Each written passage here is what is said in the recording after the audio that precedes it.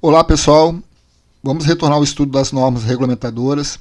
Hoje o destaque é para a NR11, transporte, movimentação, armazenagem e manuseio de materiais. Nós estamos estudando a última atualização dela, que foi feita em 29 de abril de 2016, nós estamos em julho de 2025. Nós estamos tratando de norma de segurança para operação de elevadores, guindastes, transportadores industriais e máquinas transportadoras.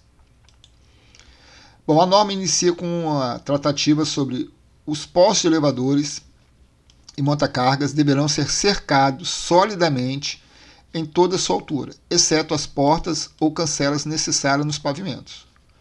Quando a cabina do elevador não estiver no nível do pavimento, a abertura deverá estar protegida por corrimão ou outros dispositivos convenientes.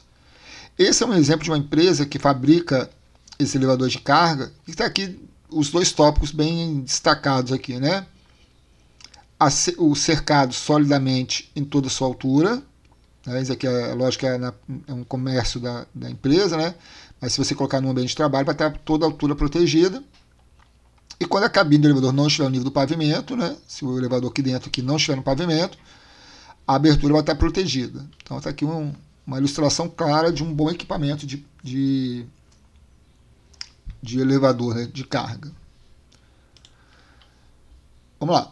Os equipamentos utilizados na movimentação de materiais, tais como ascensores, elevadores de carga, guindaste, monta-carga, ponte rolante, talhas, empilhadeiras, guinchos, esteiras rolantes, transportadores de diferentes tipos, serão calculados e construídos de maneira que ofereçam as garantias necessárias de resistência e segurança.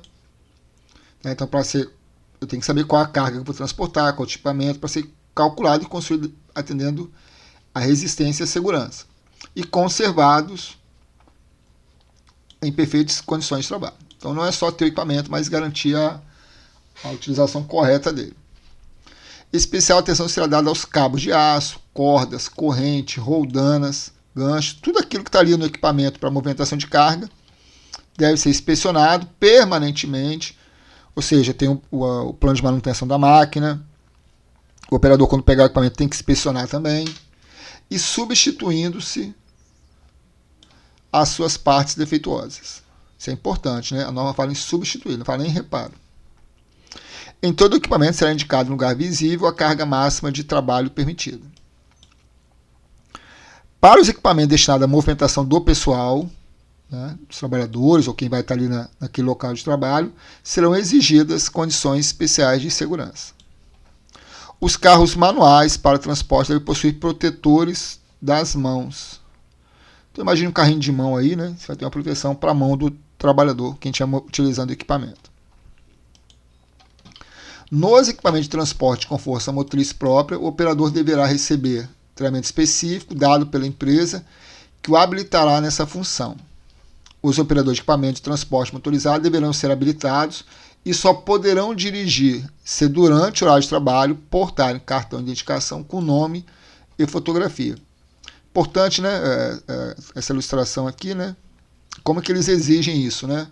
O cartão, né, com nome e fotografia no lugar visível. O cartão terá validade de 1 ano, salvo imprevistos, e para revalidação o empregado deve passar por exames de saúde completo, por conta do empregador. Muito provavelmente vai estar descrito ali no PCMSO. Né? Os equipamentos de transporte motorizado deverão possuir sinal de advertência sonora, buzina. Para os transportadores industriais, serão permanentemente inspecionados e as peças defeituosas ou a que apresentam deficiência deverão ser imediatamente, novamente aqui, ó, substituídas.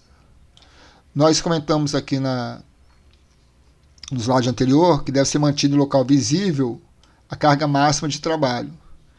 Então, quando a gente vem aqui nessa empilhadeira, feita por inteligência artificial, não tem. Então, se, por exemplo, ela tivesse capacidade de 7 toneladas, tem que estar escrito nela aqui em local visível a capacidade dela, né? Então, 7 tom aqui, né? Não ficou bem não, mas é o que representa aí a capacidade da carga do equipamento. Nos locais fechados ou pouco ventilados, a emissão de gases tóxicos por máquinas transportadoras deverá ser controlada para evitar concentrações no ambiente de trabalho acima dos limites permissíveis.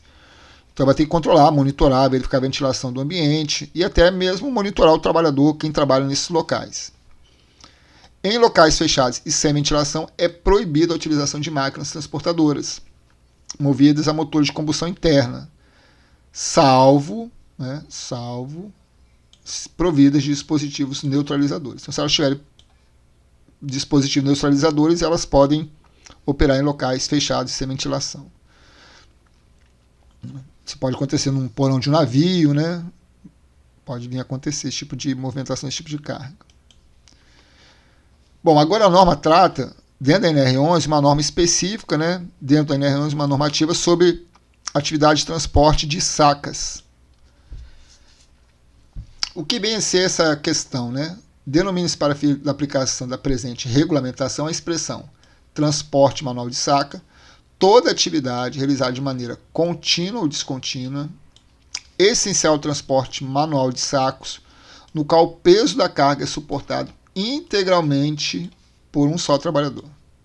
Compreende também o levantamento e a sua deposição. Fica estabelecida a distância máxima de 60 metros para o transporte manual de um saco. Além do limite previsto nessa norma, o transporte de descarga deverá ser realizado mediante impulsão de vagonete, carro, carreta, carro de mão apropriado ou qualquer tipo de tração mecanizada. É vedado, é proibido o transporte manual de saco através de pranchas sobre vãos superiores a 1 metro. Então, se eu tenho um vão aqui de mais de 1 metro, eu não posso, né, transportar esses sacos. E a largura não pode ser inferior a 50 centímetros. Tá? Não pode ser menor que 50 centímetros. Na operação manual de carga e descarga de sacos em caminhões ou vagões, o trabalhador terá auxílio de um ajudante. A gente pode ver isso numa loja de material de construção, né? Você tem uma pessoa transportando a carga ali, tem alguém em cima do caminhão ajudando, né? Dando auxílio para o trabalhador. As pilhas de sacos nos armazéns devem ter altura máxima limitada ao nível de resistência do piso, a forma e a resistência dos materiais de embalagens. E a estabilidade, né? Baseada na geometria, tipo de amarração e inclinação das pilhas. No processo mecanizado de empilhamento, aconselha-se o uso de esteiras rolantes, dalas ou empilhadeiras. Quando não for possível o emprego de processo mecanizado, admite-se o processo manual, mediante a utilização de escada removível de madeira com as seguintes características. Lance único de degraus com acesso a uma plataforma final. A largura mínima de 1 metro, apresentando o patamar às dimensões mínimas de 1 por 1. 1 metro quadrado, dimensão mínima. Né? Quanto maior, melhor ali para o trabalhador, né? Dá mais espaço para ele. E a altura máxima em relação ao solo, 2 metros e 25 centímetros. Deverá ser guardada a proporção conveniente entre o piso e o espelho dos degraus, não podendo ter espelho altura superior a 15 centímetros, nem o piso largura inferior a 25 centímetros. Então aqui é o espelho, né? E aqui o piso, aqui é 15 centímetros, no máximo 15, e aqui no mínimo 25. É muito importante destacar isso daqui. Deverá ser reforçado lateral e verticalmente por meio de estrutura metálica ou de madeira, que assegure sua estabilidade, não pode ficar balançando, né? Deverá possuir lateralmente um corrimão ou guarda-corpo na altura de 1 metro em toda a extensão, para o trabalhador não cair, né, com a carga. Perfeitas condições de estabilidade e segurança, sendo substituída, né, isso é importante, sendo substituída imediatamente a que apresente qualquer defeito. O piso do armazém deverá ser constituído de material não escorregadio, sem aspereza, utilizando de preferência o mastique asfáltico, mantido em perfeito estado de conservação. Deve ser evitado, não é proibido, mas deve ser evitado o transporte manual de saco em pisos escorregadios ou molhados. A empresa deverá providenciar cobertura apropriada nos locais de carga e descarga de sacarias. Então deverá, né, providenciar cobertura apropriada nos locais de carga e descarga de sacarias. Bom, agora vamos tratar dos armazenamentos de materiais. O peso do material armazenado não pode exceder a capacidade da carga calculada para o peso. Muito parecido com a questão do empilhamento também de sacos também. O material armazenado deverá ser disposto de forma a evitar a obstrução de portas, equipamentos contra incêndio e saída de emergência. Importante, né? Se bloquear isso daí, olha o dano que pode causar, né? O trabalhador, né? O risco de sair do local, né? Não conseguir. O material empilhado deverá ficar afastado das estruturas laterais do prédio a uma distância de pelo menos 50 centímetros. A disposição da carga não deverá dificultar o trânsito, a iluminação, o acesso às saídas de emergência. O armazenamento deverá obedecer aos requisitos de segurança especiais a cada tipo de material. Então, o material que estou armazenando tem que atender esse tipo de exigência, né, que o material vai exigir do local do armazenamento. A NR11 ela trata no anexo 1 dela um tratamento específico sobre movimentação, armazenagem, manuseio de chapas de mármore, granito e outras rochas. Toda essa regulamentação está no procedimento técnico no anexo 1 da SNR, que nós vamos ver em breve. Não vai ser parte dessa aula, mas em breve a gente vai ver esse anexo 1 dessa norma. Ok? É uma norma, a parte geral dela é um pouco até curta, né? Estamos aí com 12 minutos de videoaula, mas depois a gente vai abordar o anexo dela, que trata sobre esse regulamento técnico. Ok? Agradeço a atenção.